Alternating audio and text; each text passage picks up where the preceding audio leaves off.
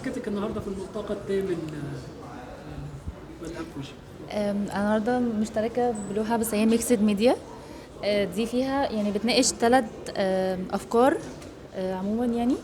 اول حاجه اللي هو الفن عموما، يعني انا هنا رسمت فان جوخ وعلى شكل الباليتة بتاعت الالوان، وحطيت الاتنين بشكل منظم بحيث ان هي بتعبر عن الفن. دي اول مشكله انا بحكيها في اللوحه، ان اي حاجه في الدنيا يعني اكيد فيها فن. يعني احنا بنبص مثلا على الشجر ليه لون ليه فن، اي حاجه في البيت مثلا من الاساس بيبقى لها لون ليها فن.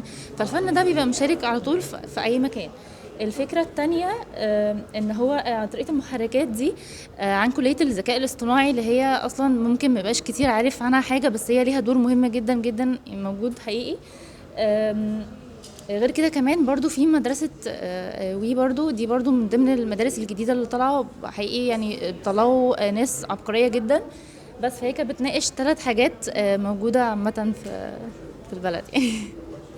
بالنسبة للمعارض مشاركتك الكام النهارده يعني إجمالا؟ بالنسبة يعني للمعارض بالنسبة للمعارض فدي التامنة.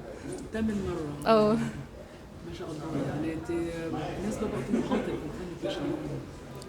يعني هو انا مش يعني انا حابه ان انا يعني كذا حاجه معينه، بس اللي هو اكتر حاجتين بحب ان انا اتجه للديكور اكتر او الجرافيتي، يعني الاثنين دول بحبهم جدا.